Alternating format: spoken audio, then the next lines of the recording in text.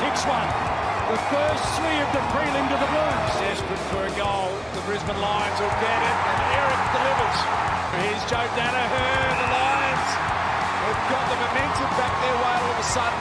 Stolen by McKenna. A piece of brilliance. A wonderful goal. Now Leicester kicks, fires, got.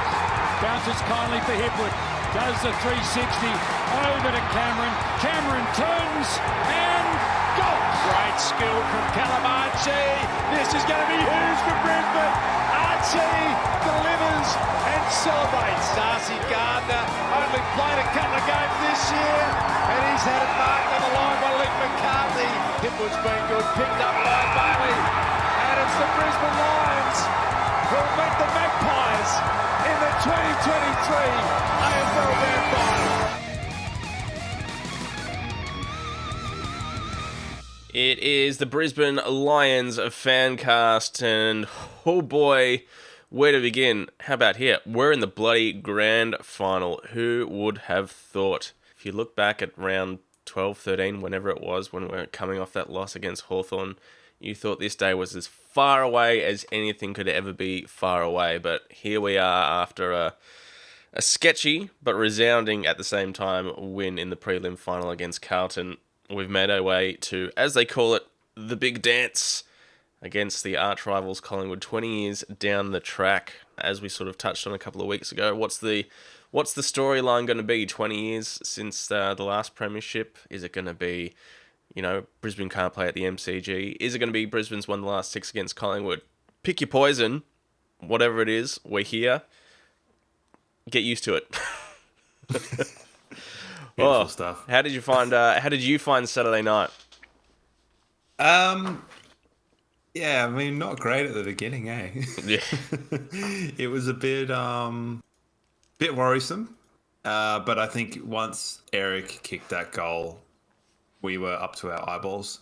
The rewatch was an interesting note take. I didn't take any notes when I was watching the game because I don't think I would have been able to hold a pen straight. So yeah, it was pretty comprehensive, they kicked 1 goal and a half of footy, which we've done that before this year. And we just turned the screw from the second quarter, and it didn't really look in doubt once Danaher put us in the lead. That was kind of it. I won't make you redo the intro because I detest the vernacular of big dance. Yeah. So I will load up 1 punch per mention of that for Saturday. So, oh yeah, it was. The Gabba was a strange feeling on Saturday. I mean, like a lot of Lions fans and I guess footy fans on the day, nervous wreck for a lot of it. Had a lot of nervous, stressy energy just the whole day, and then that just exacerbated as the first quarter went on. But it felt like an away crowd, man. There were so many Carlton fans there. It was crazy. Who is to blame for that? Because in the warm-up, it did not look fun because they all got there bloody early. Yeah. And I heard they were giving the homeboys a bit of a torrid time in the warm-up. So they said, obviously, Vic bias on the commentary, they're crapping on about it, but they reckon 15,000 people there for Carlton, which would lead to 21,000 people there for the Lions, give or take, which is not exact numbers, but can you imagine any other team doing that? In terms of not giving tickets to paying season ticket holders? Yeah. It's very, very strange. And, look, I guess that's the way that the ticket's been allocated because the AFL's in charge of all the finals and all the ticketing and all that sort of stuff. So, well, I didn't hear I know GWS have about 3 fans, but come on, eh? I bet if it was the other way around, we'd be hard pressed to get about 5,000 people in the door at the whatever stadium. Oh yeah, for sure. So it is the MCG that does it, not the Gabba, hey? Oh well, it's the AFL, so yeah, I guess so. Well, how good to get a home final in a prelim. They don't like giving us a home ground advantage, so we stick it to the man. Whether it's Geelong at the MCG, or Carlton at the Carltonator Stadium.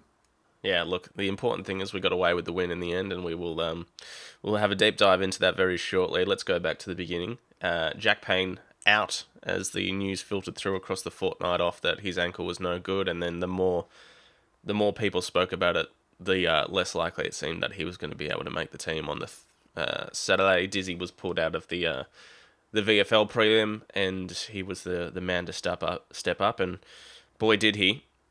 Boy did he.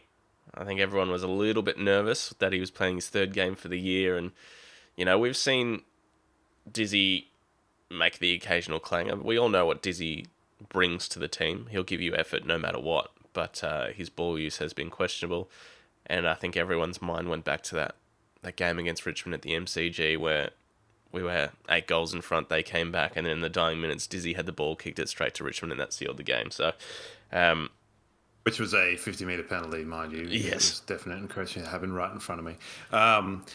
Yeah, I was trying to think about the Jeremy Cameron game, and I was trying to think about all the times he's tamed Buddy Franklin. Yeah. That's all I was trying to just permeate that through my skull in the lead up to that. And in the end, I think a lot was made about the height thing, but Kerno's only like 6'4". He's not a 200 centimetre plus. So, ultimately it matched up well. And Tom de Koning's impact up forward was lessened due to a little West Australian nugget. Yes. But yeah, so team changes. Carlton slashed a few. Yeah, 4 changes is a lot for a prelim. Yeah, so what they had Jack Martin in, Harry Mackay in, they kept Ollie Hollins in, and they brought in Boyd, who I've never heard of. No, I hadn't heard of him either. But he was pretty good, I gotta say. Gotta give props where props are due. He was pretty handy. He was. And it looked like they were sort of not exactly like they had like Charlie went to Sard more than the other way around, but they sort of just had him as a bit of speed in the back line to kind of just help with what was going on. And he did a pretty good job. So I guess Vossi did a pretty good job with his selection. Good stuff. Not enough though. Well, for a while it did seem like enough. Obviously, we had JL as the sub again, who seems to be his spot. Kennedy the sub for them. We'll obviously have a bit of a selection dilemma ahead of Saturday. Should Jack Payne be ready to go? Did you notice this? So in our prelim in 2020, I believe Gardner was a late out and Payne came in. Is that right? Yes. And then in last year they both played, and then this year Payne goes out and Gardner comes in as a late in. Bit of symmetry to that. Okay. I didn't look back that far, but wowee. Yeah, because I remember Gardner going out when he was sort of in. We've had a lot of players that have been in All-Australian form over the years that have not been recognised, but he was a very, very, very good defender in that year, in 2020. So, a bit of symbiosis. And yeah, I think selection will be. I think it'll be cutthroat, but I think it'll be more than fair. So, what a start.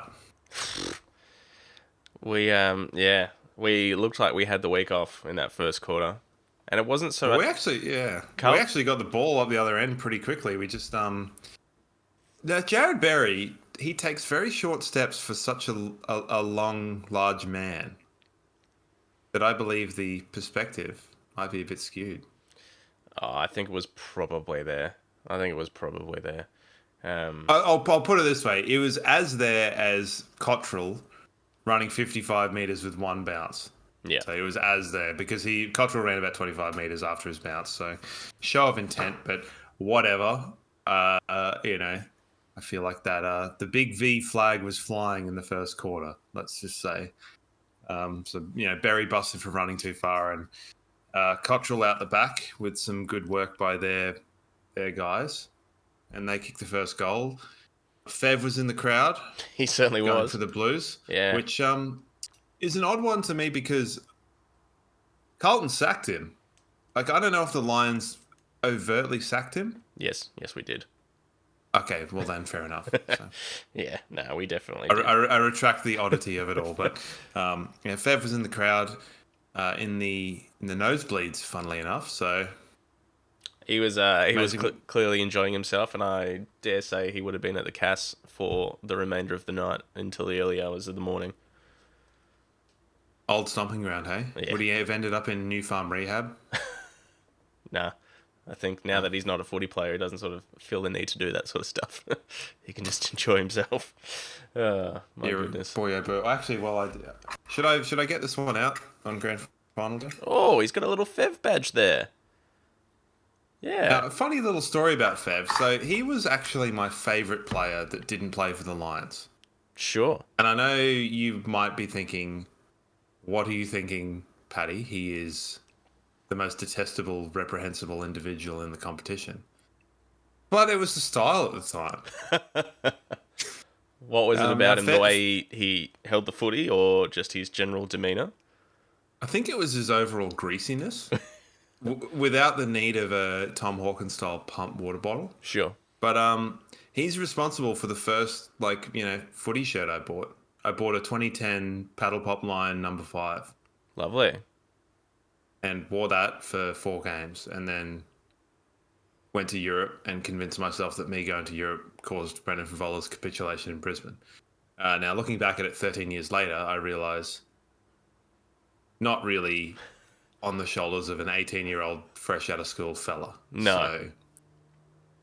So there was some darker things at play there that I was naive to at the time. But that's my little anecdote on Fev. Lovely. Goodness me, that was a good few games. I'll tell you what.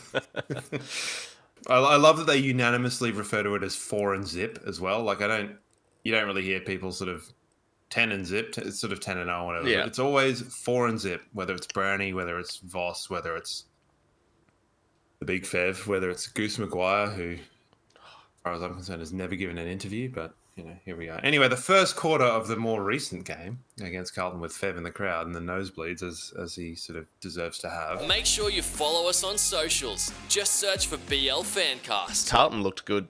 They were hungry. Their pressure was up. Their physicality was there.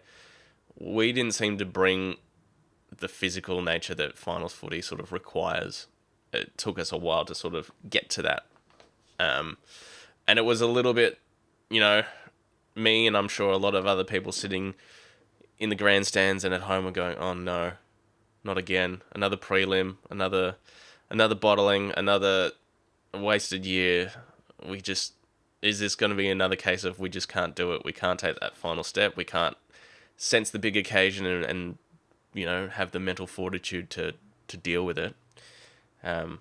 Thankfully, those fears were all allayed by the second quarter, and I couldn't believe we went in at halftime in front after the start that was had. It was pretty incredible. I think we've seen us blanket Carlton like that before, but I mean, just back on the first quarter, it was hard to tell within the kind of heat of the moment, but I felt like even when we were, I've got it written here, so with 9 minutes left in the quarter, so 11 minutes, 20 minutes, whatever, halfway. Yep. The back half, I thought we were on par in terms of the game structure and stuff. It was 13-1 at that point in time, and I know we bled 3 more goals before we kicked one, but they were kind of, one of them really should have been a goal up the other end due to Cottrell just volleyball setting the ball through the behind point.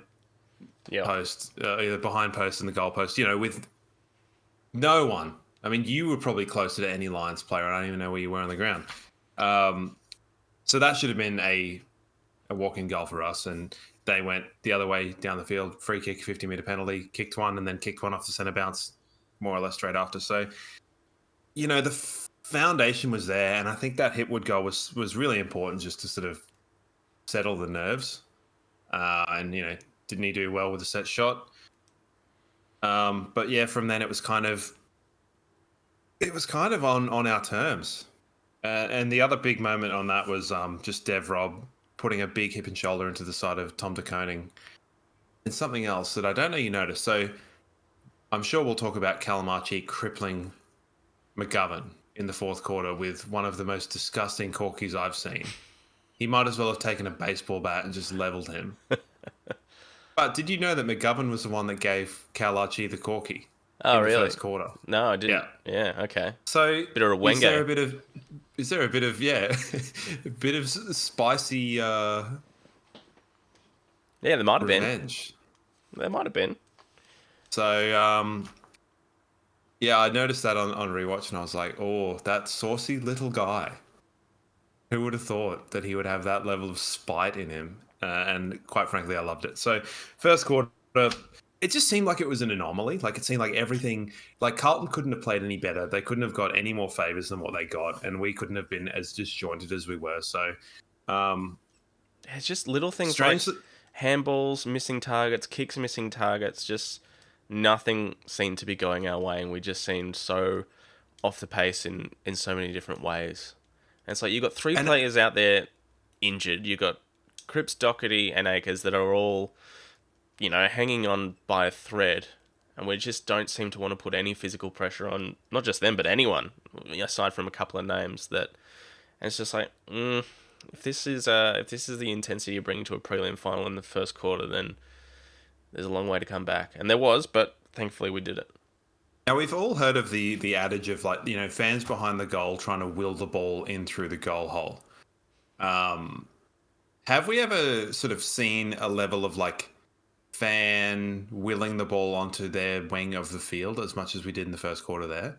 The ball was just right in front of that zombie pit. Let's use the Mark Robinson adage. For the majority of the quarter, it was all there. And it was disgusting.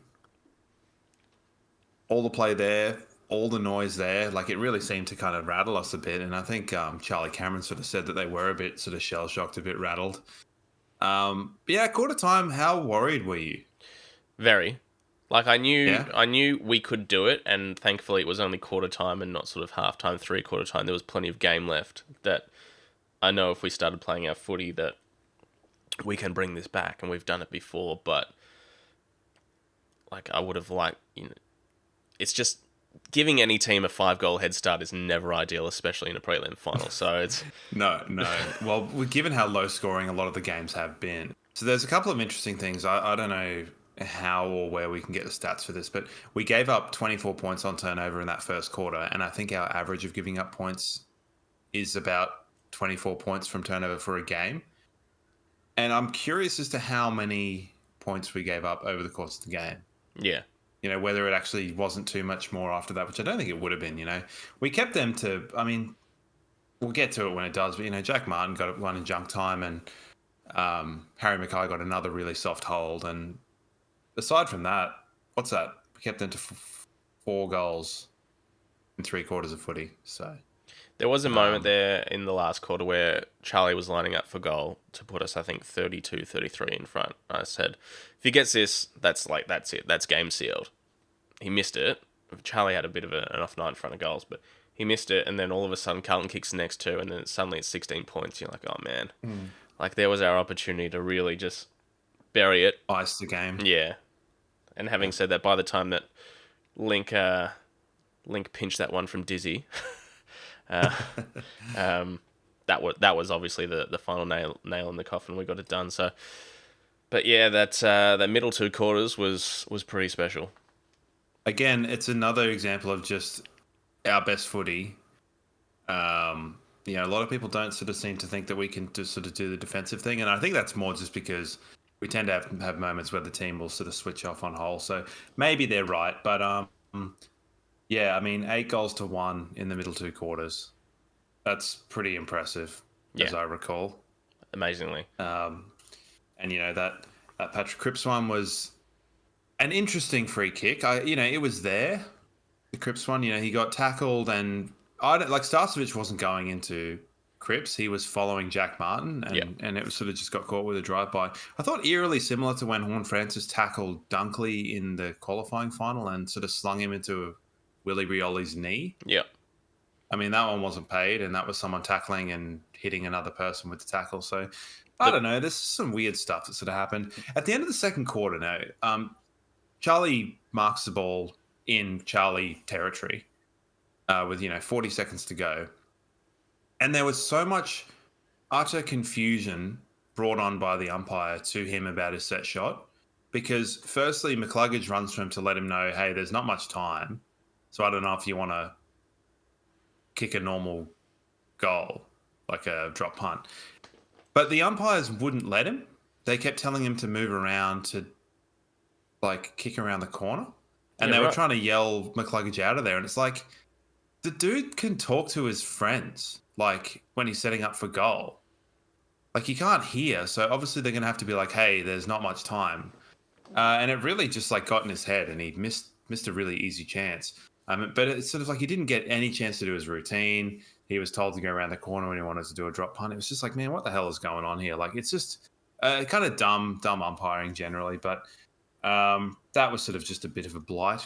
Should have put out a bit more of a lead for that third quarter. But we just turned up the dial on the pressure and the physicality, I think, as well. Like, Rayner kind of spent a bit more time in the midfield. And although he probably didn't have the impact of some other games, he just was a presence. Yeah. I think it was unsettling for Carlton. So Get in touch anytime.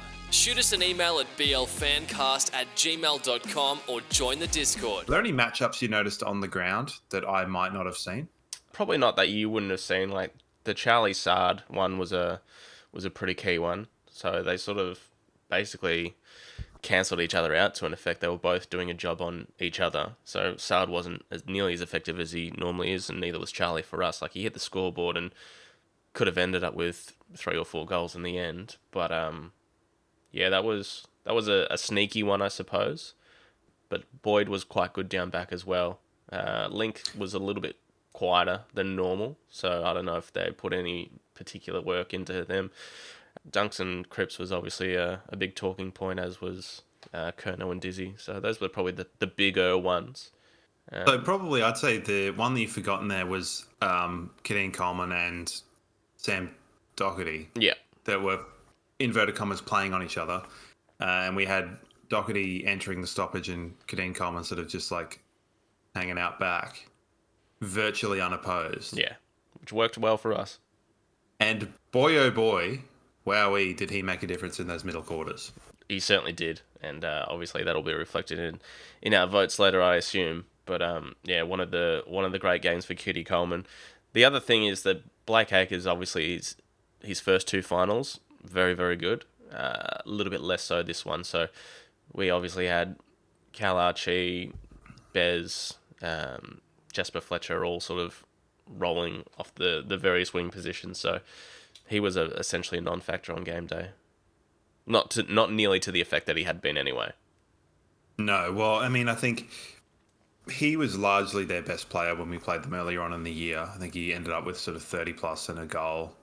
I think him and Berry gave both each other then license to sort of roll. Berry was very good. I think he's turning into a bit of a handy kind of defensively minded winger, and he's really sort of changed what my level of expectation around what he should be doing is this year. Very serviceable. He's often playing on really dangerous players, because I think we tend to forget, like, we were a bit ahead of the curve in 2019 and 2020 about like what wingers could do with the new 666. Whereas now people have caught up. So there's a lot of really damaging players coming off the wing these days. And I think he's often playing on really good players, even in lesser teams.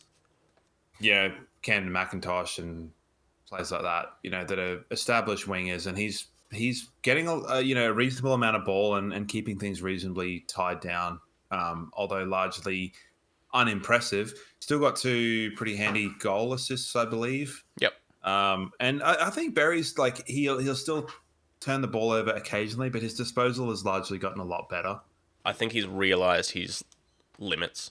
Like, he's not going to try and bite off kicks that he knows he can't do. It's either a short kick, a handball, or a long down the line where he can kick it to a contest. So I think he's sort of limited himself in what he's able to chew off, and I think that's just as handy as anything else.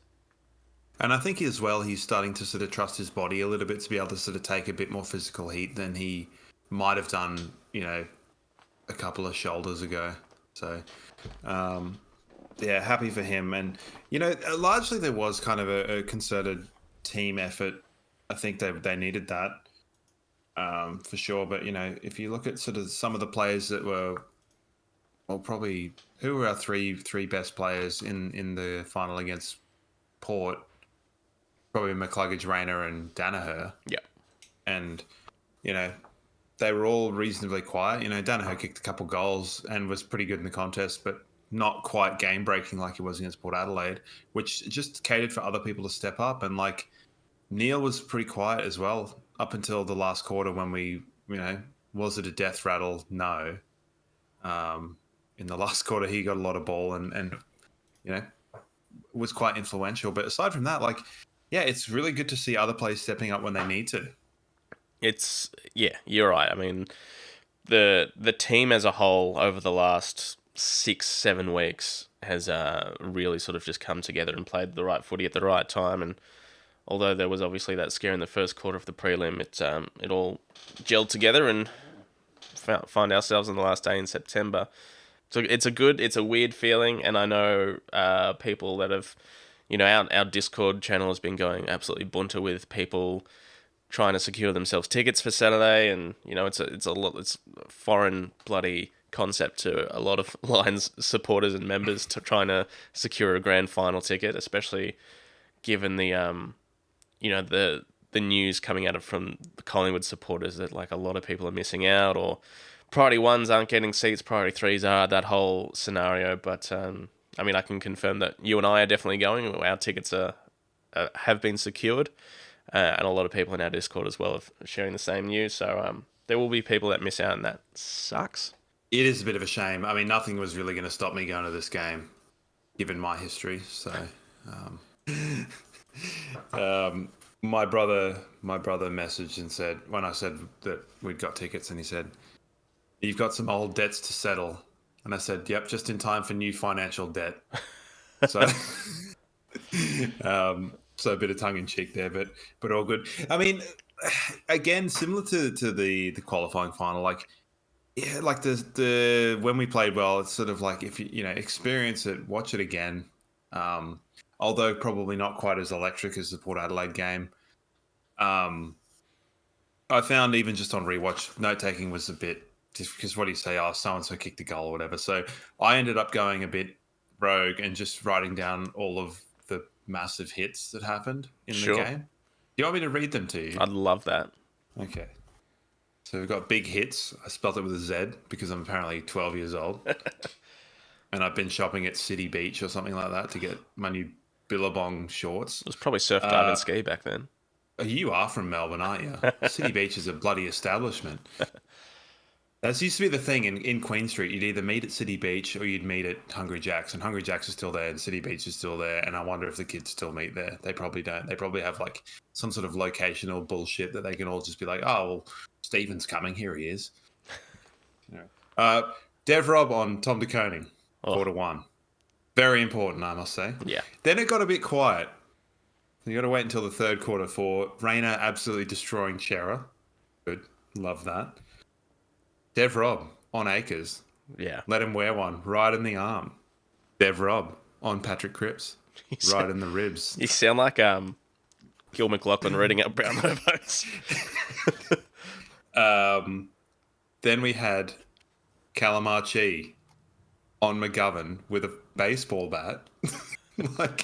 That looked like the most painful injury I've seen in a long time. He couldn't walk. Couldn't have been happier. McGovern was pretty good, all things considered. Yeah, he was. Then Starcevic on Kerno right at the death when Jack Martin, he ran through him pretty hard. Also, a slight shout out is that weird smother thing that happened to Kerno, where he sort of got double teamed. That was pretty good. And another honourable mention is Ollie Hollins, ball in his hand, running towards the forward 50, looks up, sees Cam Rayner running, and just dropped the ball, fumbled it, and kind of looked like he wanted to sink into the ground. To be fair, I would have pooed my pants a little. Yeah, he just dropped it and looked like he just wanted to disapparate or something. So that was all great. Loved that. There was a moment there, and I think it might have been second or third quarter, where Kerno got the ball and just decided that it was all up to him to try and mooch a goal from 50 when he had players open and you knew they were panicking there. He ended up missing the shot on goal and he had players running by. And you thought, okay, we're definitely ahead mentally and physically here, because if that's their mindset that, oh, I've got to kick this goal now if we're any chance, only to spray it, then you know we're on top. Tom de Koning did the same thing as well. He was running on a 3-on-2 and just went for goal for 60 metres and missed. And it's like, oof. Yeah, the mental edge, the screws were turning, as they say. If you've got a mate that loves the Lions, tell them to get the podcast into their ear holes. So it's interesting, like, the narrative coming out of the game and, stuff ahead of the game, it's weird because there's such a lack of perspective as to where the Lions are as a team. I think people just give so little credit or not credit or whatever thing I'm looking for here between the jump between 2018 and 19, where, like, we shouldn't have been a top 4 team then. Yeah. We just were. So, people sort of think, we've choked in finals and whatever. And, to a degree we have, more so, I'd say 2021, where we went out straight sets. But I think there's a lot of balance issues and stuff. And that was probably, we were a bit unlucky with injury that year. Since then, though, we've won 4 finals now for 1 loss in the last 2 years, which is pretty good. Early on, let's put it this way. So Carlton are playing their first finals campaign now. They should have been playing finals the past 2 years, if not the past 4 years.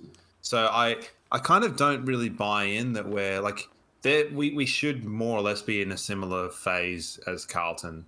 And I think finals experience really shows when you can kind of get the job done in other seasons and give yourself that opportunity, because I think that really helped us.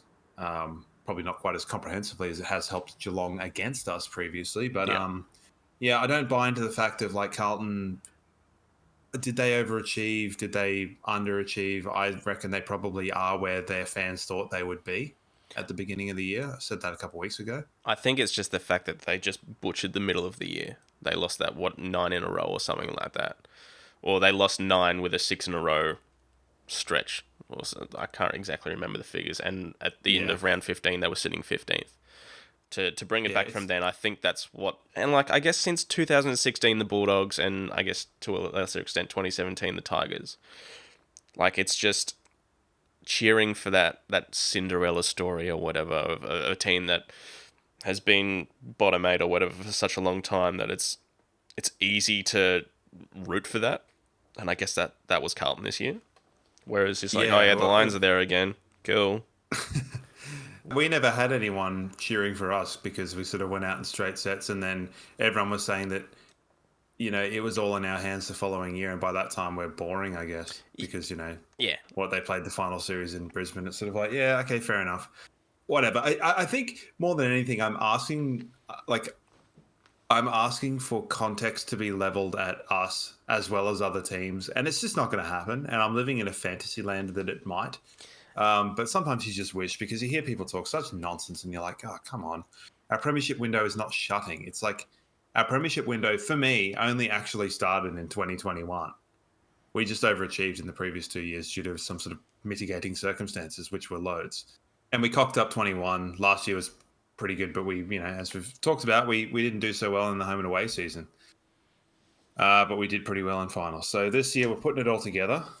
And we're there on the last Saturday in September for the first time in 19 years. Yeah. And didn't you think it was funny? So, when Collingwood scraped by a point, the 3 teams remaining were the Brisbane Lions, Carlton coached by Michael Voss, and Collingwood coached by Craig McRae. Yeah.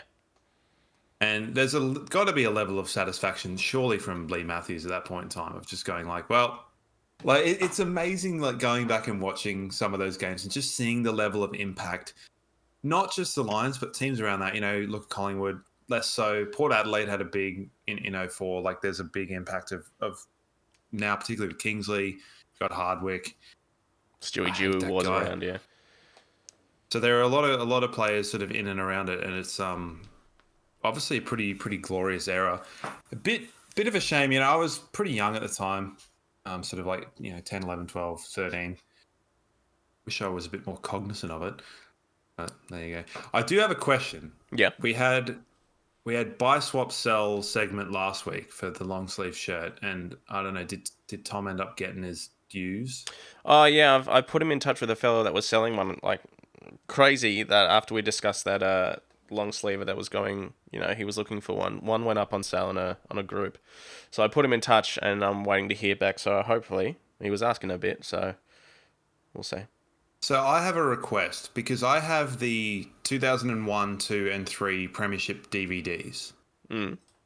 All of which are unwatchable, given how much I've watched them over the past 20 years. They are absolutely butchered. Sure. Like, you can't watch them.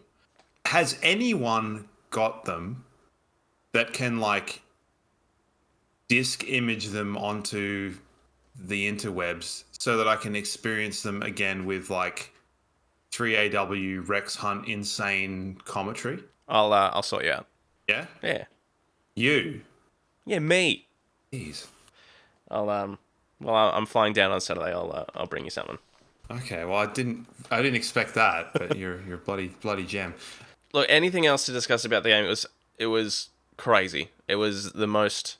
I felt every range of emotions on Saturday night, from a nervous wreck. I was sitting there and, like, I had my beer in my hand and my wrist, like, resting on my knee, but my leg was just jittering so much I ended up, like, spilling beer everywhere, just, like, with crack hands. You had the Josh Dunkley legs going.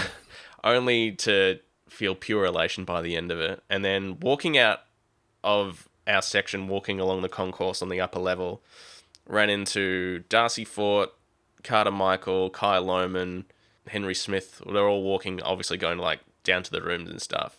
All gave them all big high fives and hugs and stuff. They were feeling it as well. So bloody fun times at the end of it. I also, and if anyone knows where this footage ends up, but I ended up chatting to some sort of Carlton supporter who was filming, like, a vlog or a podcast or something for YouTube.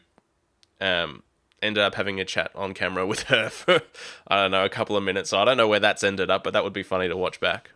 But the sentiment from all the Carlton fans was basically the same as go out and smash Collingwood next week, whatever you do.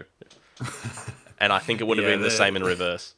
Yeah, I think there's an odd, weird level of camaraderie. I think the Voss effect has kind of done that.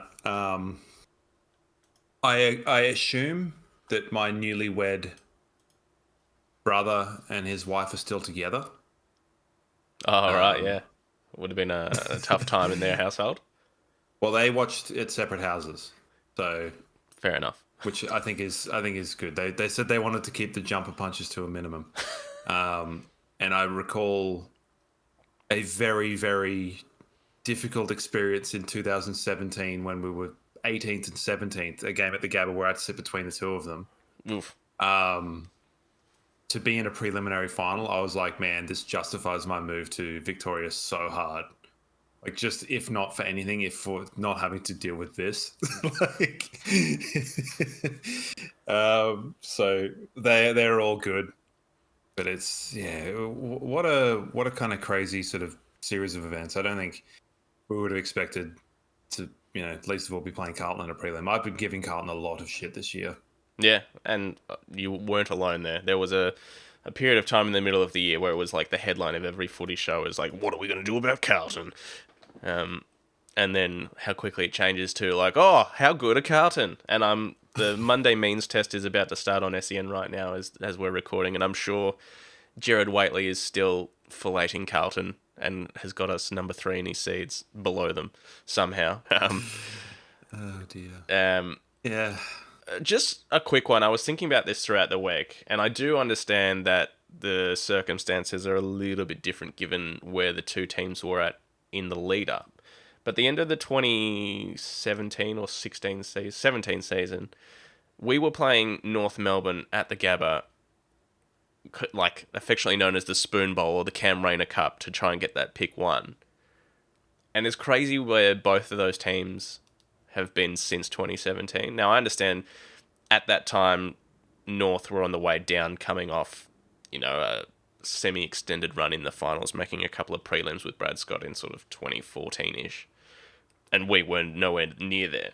And we were sort of already had started our rebuild, but we'd also lost, the go home five and various other players during that time as well. And for all intents and purposes, we're all basket case. But since 2017, I remember that game. It had some extremely sharp shooting early, yeah, and I think I might have taken it Youngie.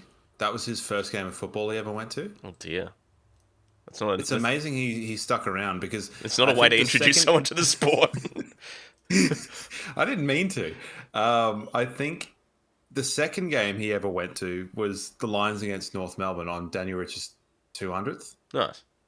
in 2019. So that's kind of funny. But so I don't know what his weird thing with North Melbourne is, but it's that obviously.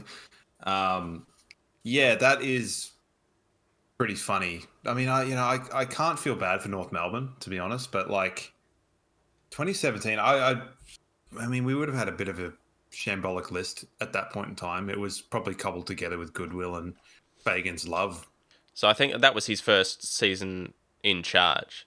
But it's just crazy to think since then North Melbourne has won 2, almost 3 spoons and have been perennial bottom 4 team. And now they're the basket case, whereas we've played 5 final series in a row and about to head to the grand final. So it's crazy just the difference since that game where we were both fighting for the number 1 pick, or however you want to phrase it. Just like if you were to draw it on a graph, the direction of the two teams could not be further apart. You know, he's probably pretty happy about that, other than everyone, but Cam Rayner is probably extremely happy. Yeah. Yes, I would imagine so. Speaking of that era of North Melbourne with Ben Brown and his ridiculous run-up, Link McCarthy harnessed a bit of that. He did, yes, after he pinched that goal from... I feel a bit torn with this one because it would have been absolutely amazing, and the crowd would have gone off their head to see Darcy Gardner kick a goal. But at the same time, he took his 30 seconds and then some off the clock to really make sure that we won the game. So, yeah. Did you hear him talk about it on the footy show? No, I didn't watch the Sunday footy show, and as much as I want to, it's still going to take some sort of effort to get me to watch the Sunday footy show. But I'm going to absorb as much footy content as I can this week. So they had him on the footy show, and they asked him about that. And he said that he initially bodied Sard to clear the way, and then he had like a split-second moment where he thought it was going to hit the post. Yeah, now, right. whether or not he was lying is, your guess as good as mine. But he also said the defenders had already kicked 2 goals that night, so we had to justify our job in the team.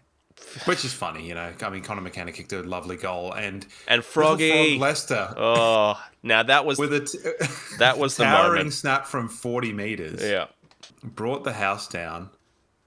I mean, you can more or less go through all of them. Like there aren't that many of them, funnily enough. But well, speaking of your brother, he sent me a message during the second quarter, and it was about Zorko, and I said, "Oh man, this whole game is killing me." And then maybe 2 seconds later, Froggy kicked that goal, and I sent a message. I said, "If that goal by Froggy doesn't spark things, nothing will." And that was the last message that was exchanged. So it obviously, whether it was that or just coincidence, but something was sparked and we went on with it. So, but seeing Froggy kick a goal in a prelim, that was not on my 2023 bingo card, that's for sure.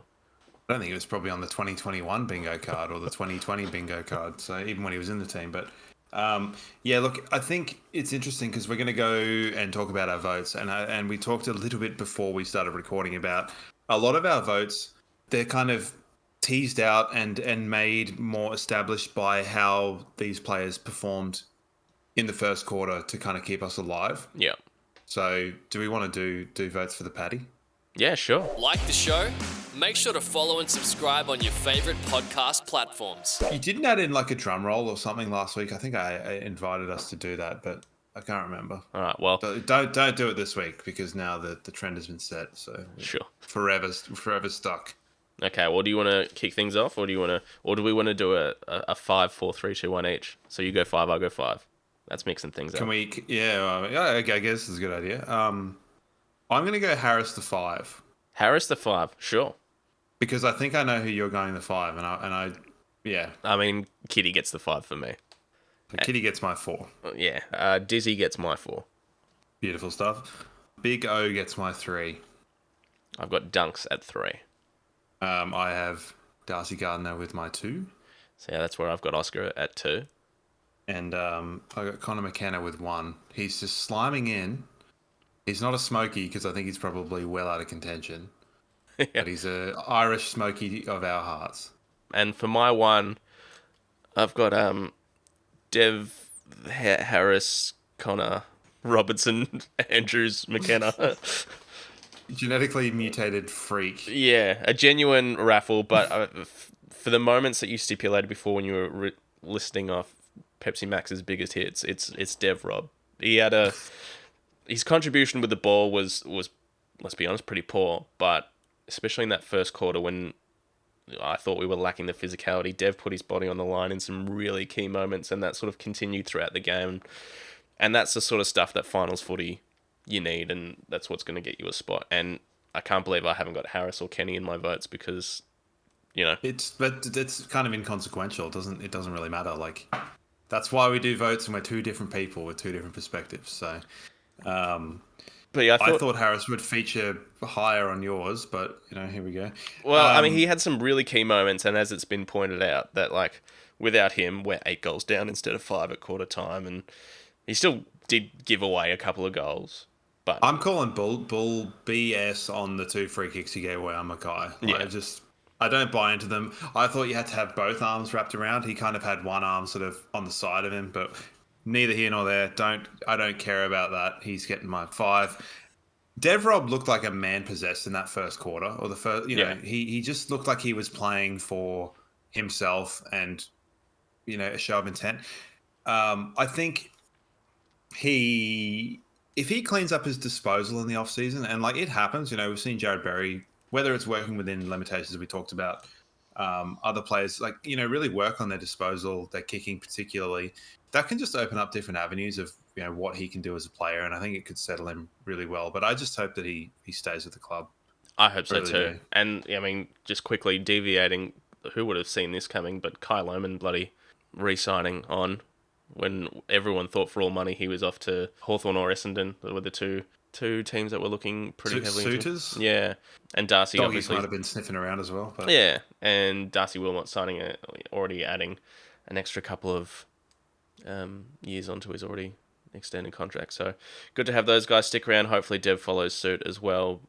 But as it's one of those things that the silence is deafening and that sort of stuff. Just want to touch on back to the votes. Dizzy, obviously, a lot made about his inclusion coming into the game, but couldn't have played better. I don't think so, no. He won a lot of one-on-ones. It was interesting hearing the night before, every time Sam Taylor got either beaten or won a one-on-one, and every time Isaac Quainer won a one-on-one or whatever, mentioned, oh, what a great one-on-one player they are, da-da-da-da, or he never gets beaten. Dizzy also is in that kind of caliber of like one-on-one players. Yeah. Him and Leicester somehow managed to just have this lockdown, absolutely locked on. Yeah. Yeah. And he did such a good job. He dropped off when he needed to. He applied tackle pressure. He got in front, played behind. He was calm. He used the ball really well. Like, you can't ask for anything more. And if he does come out of the team, like, job done, and he's equally as important to a potential premiership than anyone else on the list on grand final day as well. So, I mean, should we get to changes with that being said? Well, there's only one that could really be made, and I let my standing known. Someone said, do you bring Payne back in? Given what's been said about him, and I think very, very sort of reliant on McStay being out, I leave Darcy Gardner in, and I send Darcy Gardner to Jamie Elliott. Yeah, I would be happy for him or Frog to take that matchup, to be honest. Maybe even Starcevic, depending. Oh, no, Star's on Bobby Hill. Yeah, Collingwood's forward line is not nearly as much of a threat, especially aerial. Well, maybe not aerially, but tall-wise as Carlton. Like, that was the big worry. De Koning, Mackay, and Charlie Curnow all down there. It's like, how are we going to cover this height? Whereas it's basically just Myercheck, maybe Billy Frampton or Jeremy Howe if they decide to send him forward.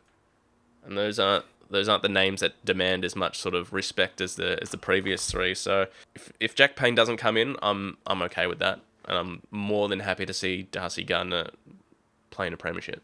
Yeah, I agree, and I think there'll be more opportunity for Payne to do it in the future. And like, even if you look back to our triple premiership years, there are players that only have two, there are players that only have one, and they're all thought of as a collective in that sort of a sense. So I don't think that there's any kind of Stephen May wankery in our team. Let's put it that way. You're not going to get bailed up at a pizza shop and punched out by old mate ACL. So I'm making one more change. are you bringing Daniel Rich in as a sub? I'm bringing Daniel Rich in as the sub. Yeah, I can't do that. I watched him play VFL, and he looked off the pace in the VFL, so I'm just not taking that risk. I understand the romance. And that's purely it. It's the romance.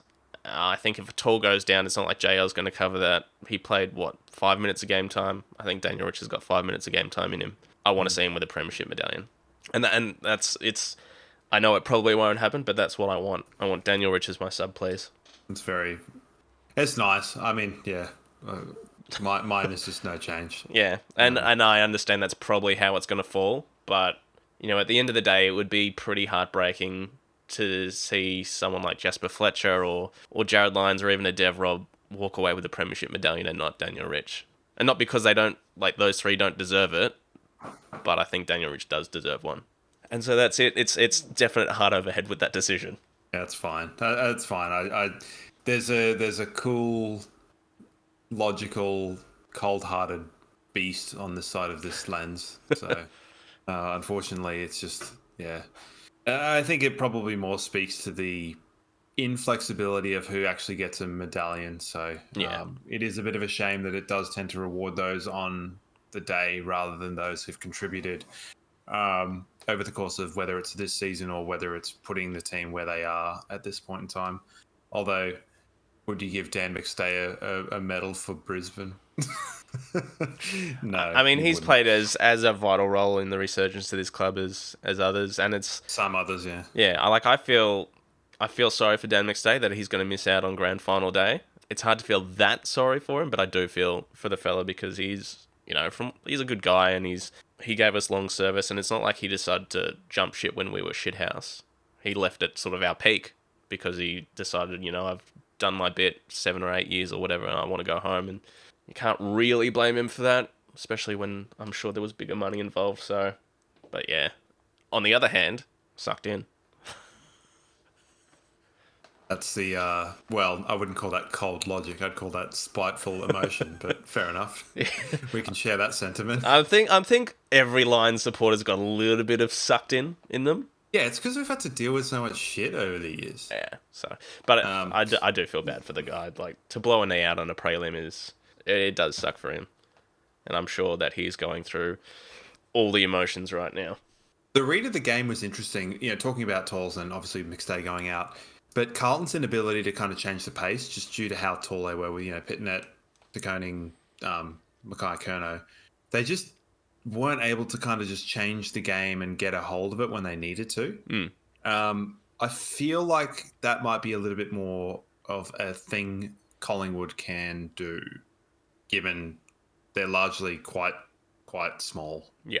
Although, big body, not small. They're big men, but they're just not tall. What do you reckon about that?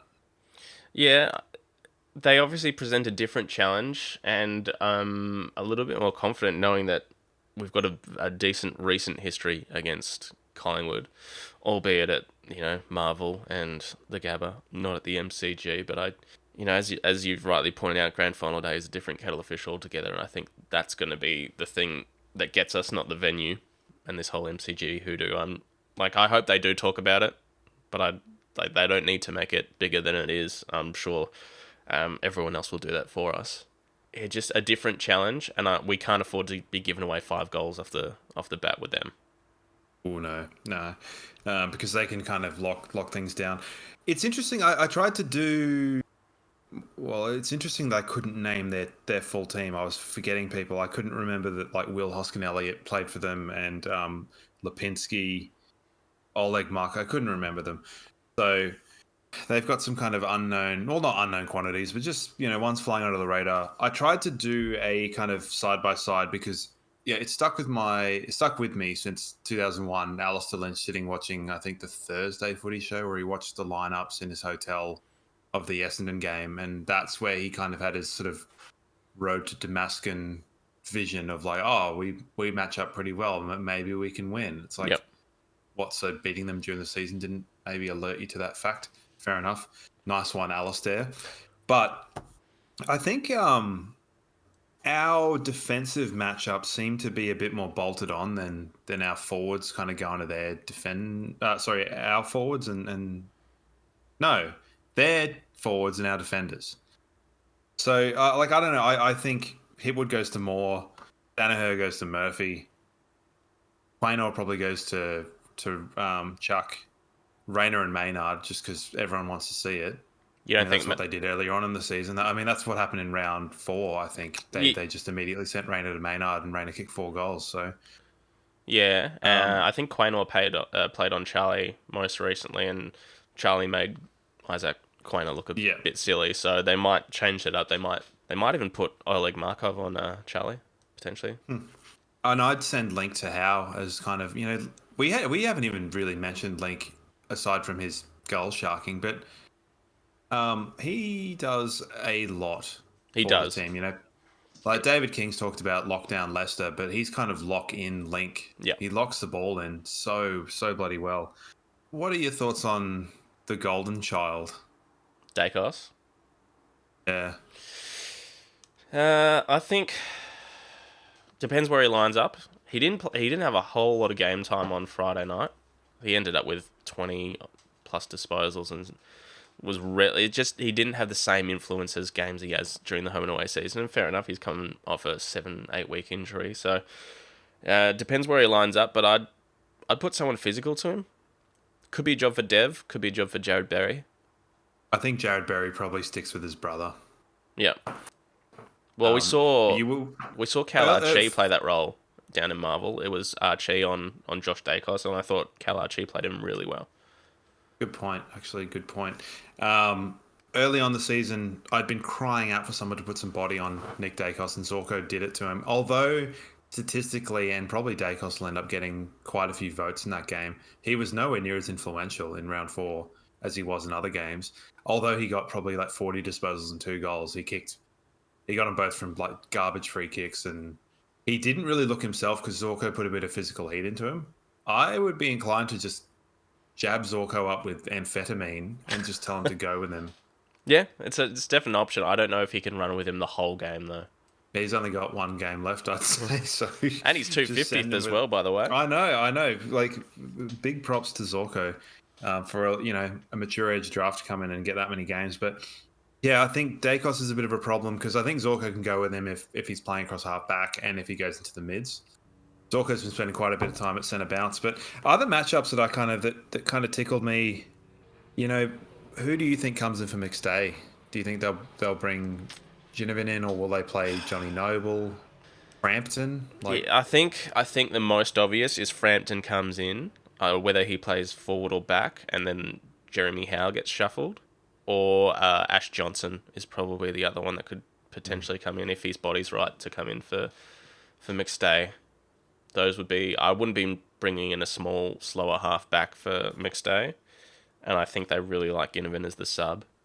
Or they bring Noble in and make Markov the sub. But then they're left a little bit short. So I would say it's either Frampton or Ash Johnson comes in and then there's a bit of a reshuffling for him. I don't think they want to play Howe up forward if they don't have to. Bit of an interesting reshuffle. I hadn't thought of Ash Johnson, but he's a bit of a physical anomaly. If he comes in, I'm sending Diz to him. Yeah, and then Lester Elliott. Yeah. And then it's kind of, pick your poison as to, like, Huskin Elliott will probably go with Coleman or McKenna. Like, he's such a weird dude, hey. Well, like, he's been playing... know what he is or what he does. He's been playing sort of a half-back role lately, Huskin Elliott, so don't be surprised to see him line up on a Link or a Cam Rayner or a Bailey. He's sort of just someone, I don't know what he is. He's a role player. Yeah. He was sort of, when he was playing up front, he would occasionally pull off a screamer and kick a goal, but he's been playing a lot more off half-back and just doing a role. It's kind of, I think I remember in the qualifying final, it's like him and Alex Neil-Bullen are like, they're just a footballer. Yeah. And you need those, like though. Both. both have hyphenated names with 2 first names and a weird one thrown in. Like what do they do? Don't know. Where do they play? Wherever. So, okay, fair enough. Good job. Lipinski's probably going to play, but he's sort of, I don't really understand him.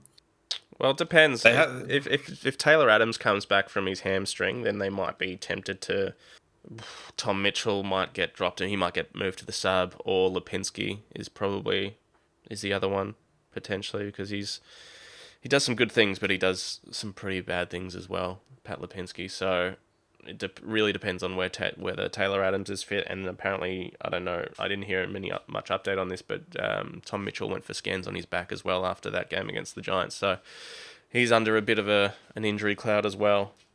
Well, he's the one I've got lined up next to Lachie Neale, not because I think they'll play on one another, but Lachie Neale, a bit of scare with the shoulder, which, turned out to be hopefully just a stinger, whether or not that's true. But given the way he was absolutely battering the turf at the end of the game, I think he's probably all right. The other probably big one is Jordan De Goey, and Dunkley just see Dunkley go straight to him. And I mean, that has to be the case. He lit it up on Friday night, De Goey. It's so he was good, but it's interesting to see the way that Cripps, although playing hurt, he wasn't playing hurt in round 8.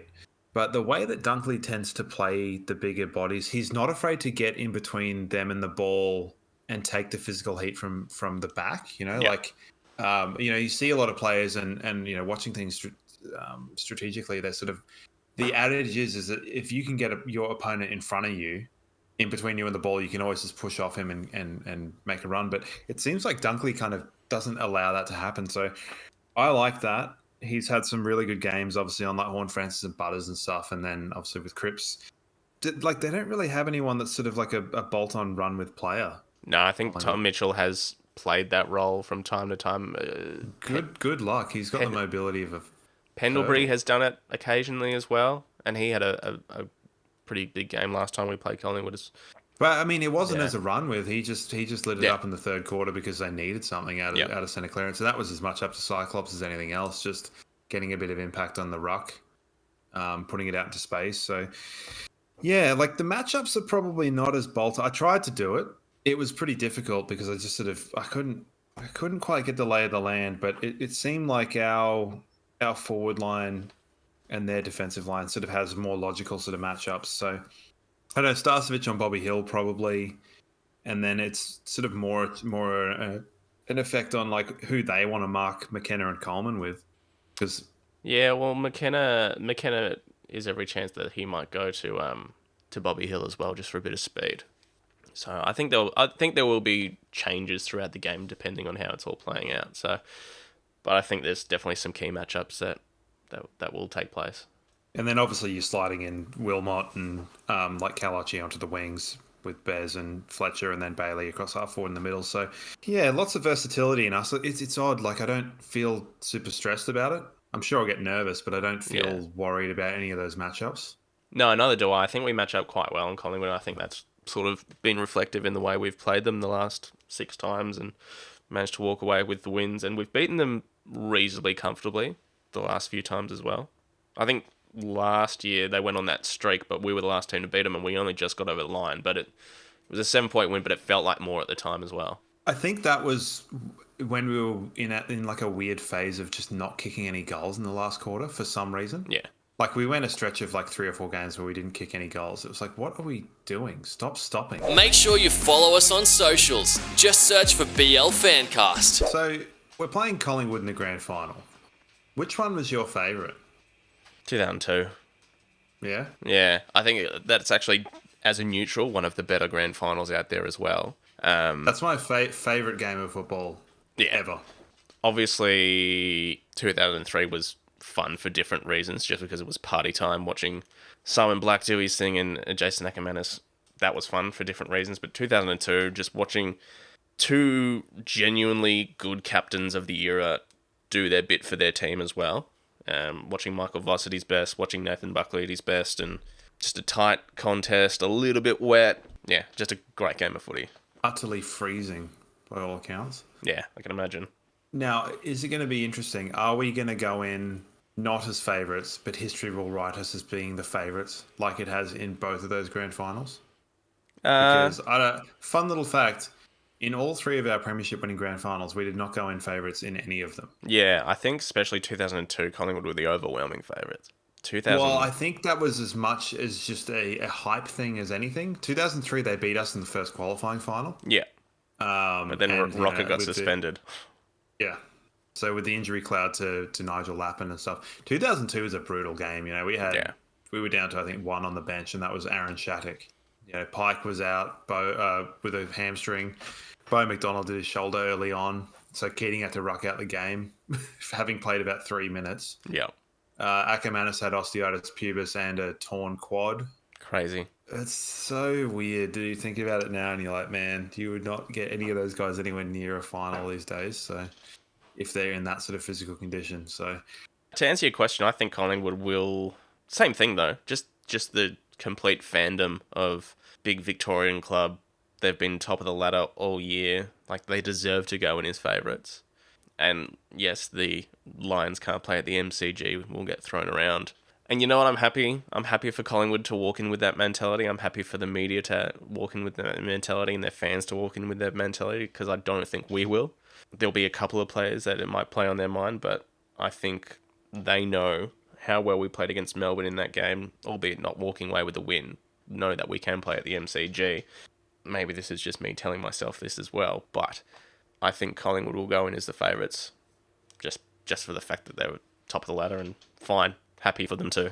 Fair point. Yeah, but I think history will end up being rewritten if and when we win. The post-game after Saturday, they all did like on-the-spot tips, and obviously recency bias, just being at a Brisbane game, watching them play, they all tipped Brisbane. Who's they, though? Was it just... Joe Watson, Daisy Pearce, and Hamish McLaughlin. Right. Channel 7, as eh? It is, like, I have taken to watching... Well, I mean, it won't matter this week. But, the last couple of games I had taken to watching the Channel 7 coverage and then re-watching the Fox Footy coverage.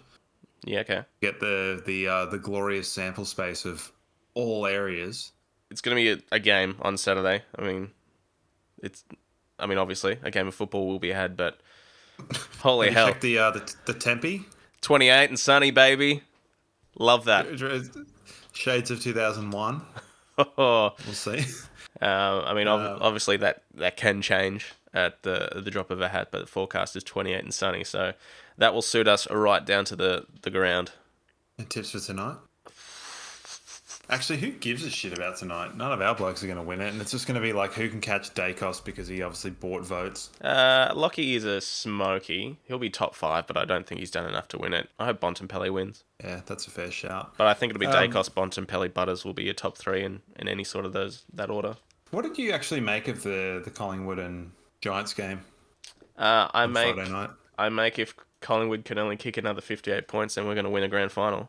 Especially when 2 of those goals came from a bloke that isn't going to be playing. I thought that was a great game. Like, yeah, that's what you want from a prelim final from the word go. It was hard-fought contest.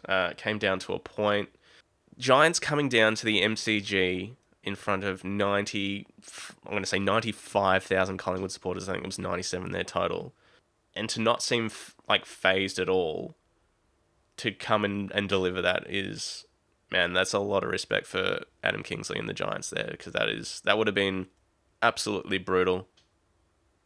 And I tell you what, I'm glad that Collingwood won, because I don't want to play the Giants. The fearless, weird Giants, eh? Yeah, there are some moments that they had that they'll want to definitely relive, I think, in that last term.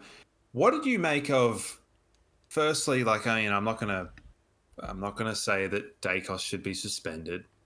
But what did you make of the process of that tackle, which we've seen be suspended?